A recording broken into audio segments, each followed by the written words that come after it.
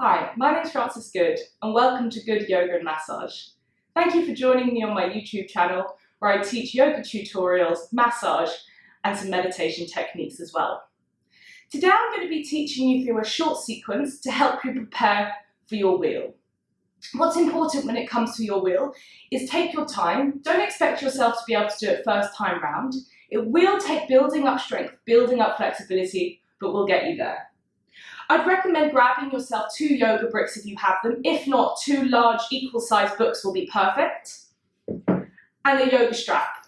Of course, if you don't have a yoga strap, you could really use anything such as an old pair of leggings, a shirt tie, a scarf, a dog lead. Just be inventive.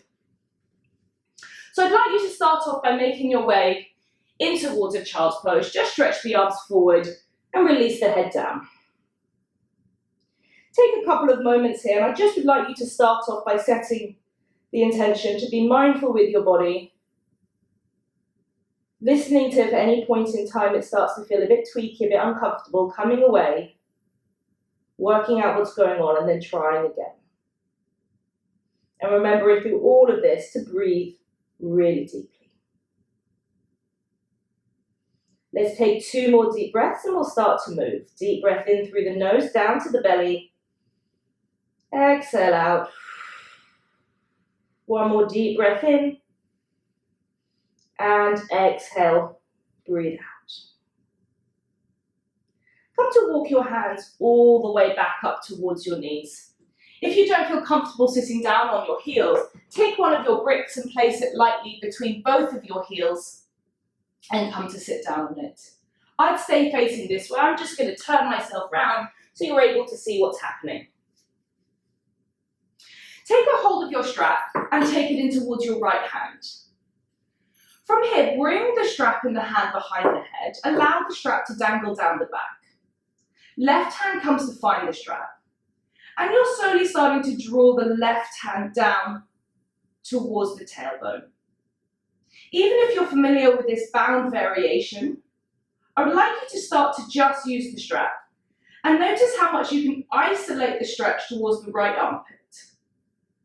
Remember, when you come in towards your wheel, it's not just about back flexibility. It's about finding space in your chest, your armpits, your shoulder blades. And then draw yourself back in towards the opposite direction, lifting your right arm up and left arm behind you.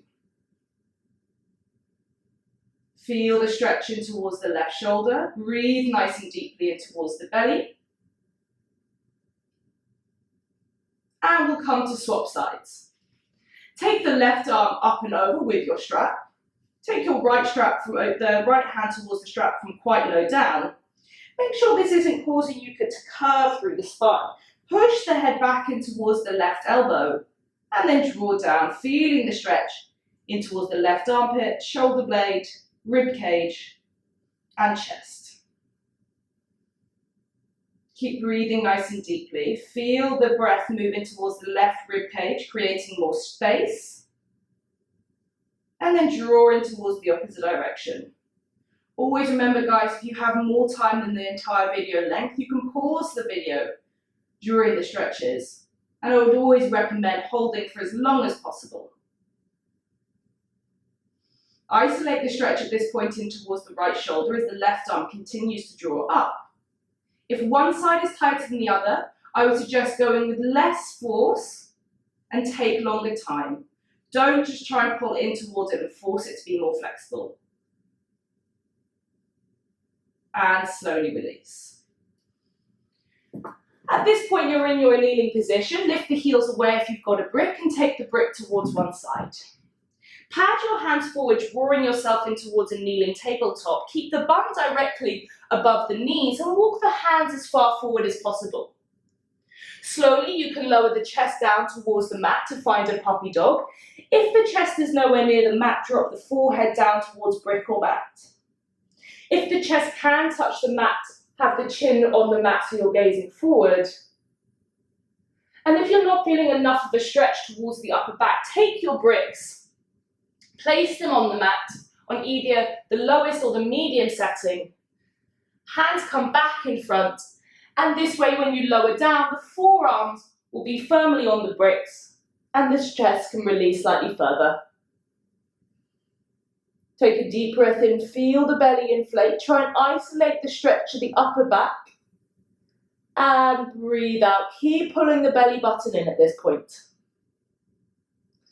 Again, lovely deep breath in, feel the belly inflate.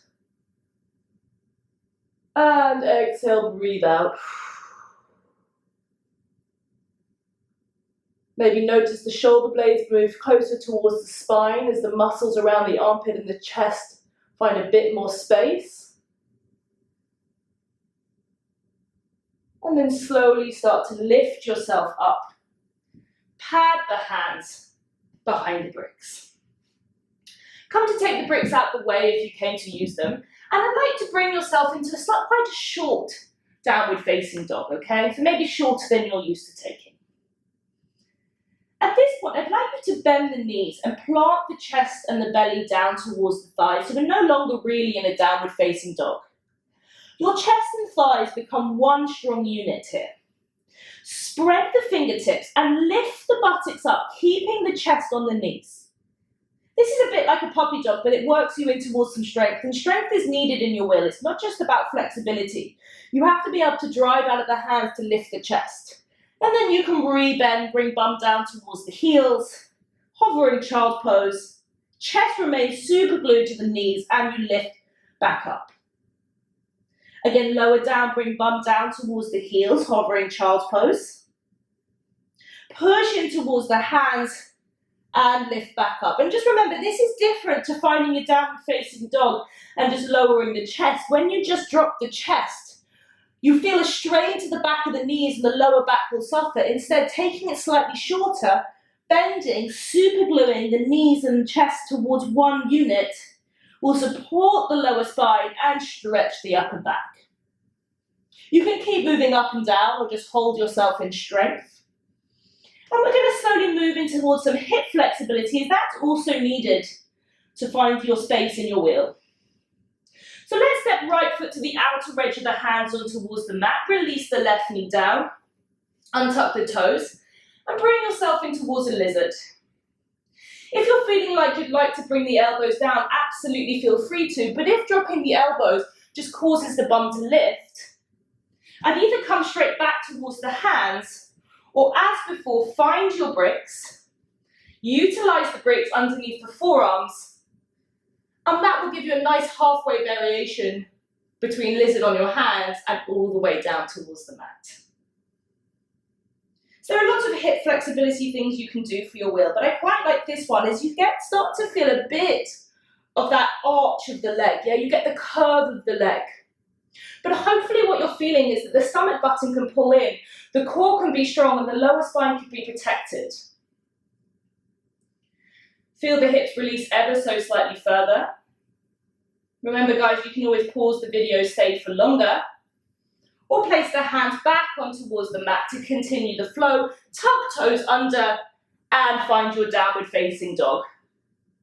One more time, bend your knees, plant the chest down to the thighs, lift up through the bum, feel that upper back bend, stretching towards the armpits, and then regular downward facing dog re-lengthening. Left foot comes to the outer edge of the hands. Release the right knee down, untuck the back toes. As before, you can come down on towards forearms, or forearms can come down towards the brick. Draw the belly button in. Make sure the lower back isn't suffering. If it is, you need to come a little bit higher up. Squeeze the buttocks and pull the belly button in. Try and ensure that you continue to squeeze through the right buttock so you feel the strength as well as your flexibility. You never just want to work into flexibility. You always want to have an element of strength there as well to protect the joints. And as before, tuck the toes under, downward facing dog. Spread through the fingertips, and I just want you to work in towards your fingertip strength, okay? Remembering your arms have to be strong for a wheel as well as flexible. So as you grip your little ring, middle, index, thumb down towards the mat, bend your elbows to either side and roll them back towards the thighs. So imagine that you've got big red arrows on the pointiest part of your elbows. You start off by wanting to point those arrows to either side of you and then roll them back like you're directing someone towards your knees, pointing them out. You want to feel a magnetic force between both of the elbows, and the strength will really start to develop in the shoulders. Make sure that this variation of your downward facing dog, this strength in the armpits, you're always taking, okay? Not just good for wheel, but good for all sorts of inversions, but generally good for back spine health. Let's slowly walk the feet all the way forward, and you can transition yourself down on towards the mat. So I'm slowly going to start bringing you guys in towards your wheel, but we're going to start off with a bridge. I want you to feel confident in your bridge before you think about coming any higher, okay? So let's come to lie all the way down towards the mat. Hands can come alongside you towards the fingertips. Plant the hands in towards the mat, squeeze the bum, and take your time to lift your hips up. Now I know the tendency is going to be to roll the shoulders underneath and hold onto the hands, but for now I just want you to work with flat hands on the mat and try and get the sense of the knees drawing in towards one another. As you draw the knees in towards one another, pull the belly button in. And if you have a brick, I should have suggested that earlier, take the brick and pop it between your knees. This way you feel the groin switch on. This next part is really strong, but it works in towards the strength of your legs. What I'd like to do is push your right foot in the mat like you're trying to kick it away and extend your left leg out. The tendency will be to drop the hips, so keep the hips high. This pushing motion in towards your right foot, we're going to recreate that in the wheel. Squeeze the bum, pull the belly button in, and just lower left foot down. Ground the left foot, push the left foot into the mat. Extend your right leg out. Squeeze the buttocks to lift through the hips. And lower the right foot down. Continue to find the motion of the knees drawing together. The groin starts to switch on and lower down. So if this is your first time coming in towards the wheel, what's really important is you don't jump straight up, otherwise that can create fear, okay? What I want you to start off by doing, we've worked into the flexibility of the armpit, so you're ready for it, is to place the palms on the mat, either side of the ears, fingers facing the shoulders. Before you go any further, plant little, ring, middle, index, thumb down in towards the mat. Get them strong. Elbows pull in rather than fanning out. Squeeze the bum, get yourself in towards a bridge pose, and maybe just hold here, start to feel confident in this position. If you would like to go further, you can drop the crown of the head down on towards the mat. Don't go any further, as I'd like you to test your strength and flexibility out before you go any further. So again, plant little, ring, middle, index and thumb. Pull elbows together like they do in a downward facing dog. And then you squeeze the bum, push into the fingers to draw up. Now that pushing motion I was talking about into your feet needs to come in at this point. Otherwise, we get flexibility in the back, but no flexibility in the chest. You get this sad wheel. So push in towards your feet. Send the chest behind you. And you want to feel more of a back bend in the upper back than the lower back. Start off by taking your wheel slightly longer than you think is necessary, okay? That way you'll protect the lower spine. In time, you can walk it a little bit closer in. Now, I know some people like taking variations, so I'm going to teach you a couple. The first variation is to extend one leg up, bending the knee first, and then straightening the leg. You can start to lift it even higher by bending left knee and place it back down. Second variation is to drop your head straight back towards the mat. So going back a stage.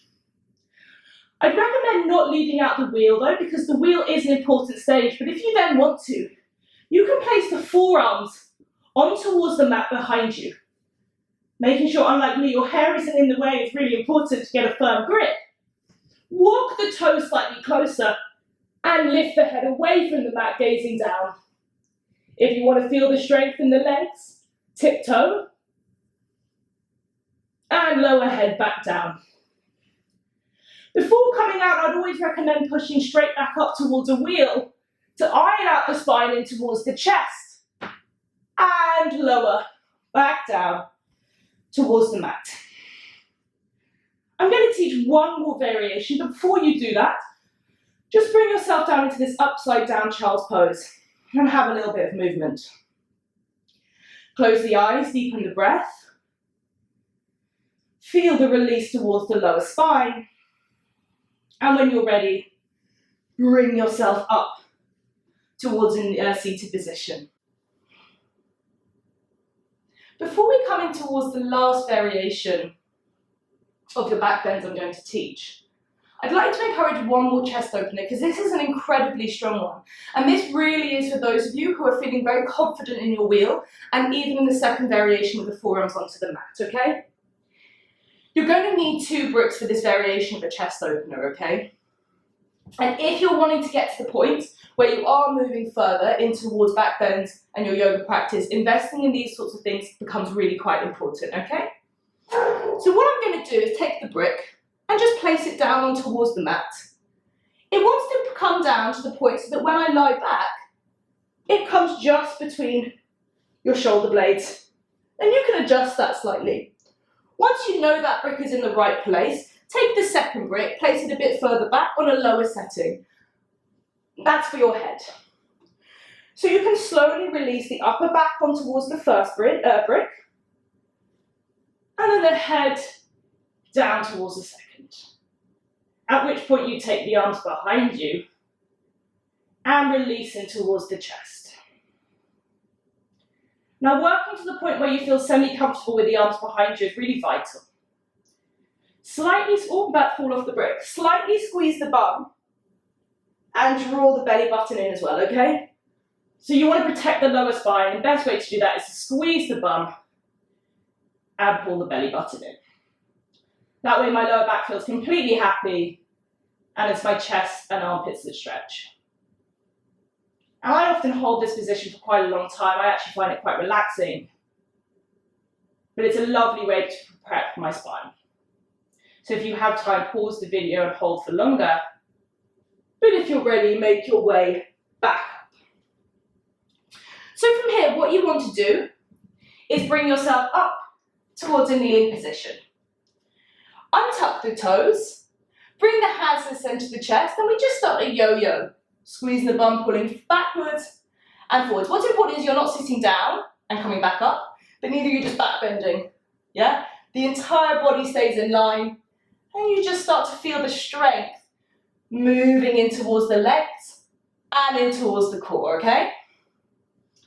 Once you've started to find this yo-yo effect, you squeeze the bum, maybe bring one hand down towards one ankle, the other hand to the other for a camel, and just get used to this position. Chin could be close towards the chest, or it could release behind you. To come further, bring yourself back up for a moment. Hands come to the center of the chest. You want to squeeze the bum, lift the chest, so I'm not just dropping straight back. I squeeze the bum, my thumbs lift my chest, draw the belly button in, and take your time to drop the hands behind you. You can bring the fingers back towards your toes, forearms down towards the mat, squeeze the bum, draw the belly button in, and hold. You should feel this only in the upper back. The lower back remains really long here. To come out, place one, second hand down. If you're feeling wobbly, just come and lie straight down on towards your back. If you're feeling strong, you can pull the belly button in and draw yourself back up. At which point I need everybody to bring the knees together, feet together. If you have a brick or a pillow, place it on your thighs and exaggerate the forward fold in the lower spine, curling in towards a little beam of a child's pose. Take 5 deep breaths. It's hard to breathe into the belly with the brick here. So instead, imagine you could breathe into the lower back and stretch each vertebrae out. Take a deep breath in and out. One more, in and out. Slowly work your way back up to a kneeling position. And finish. Wonderful, thank you so much guys. I hope you learned something. What's really important is to balance your flexibility and your strength work when you're doing back bends.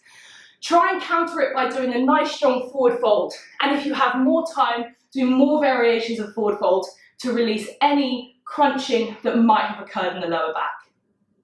Again guys, please do pop any comments below if there's anything you'd like me to work on or film for you. Please do share with friends and family and subscribe, and have a really lovely rest of your day. Thanks.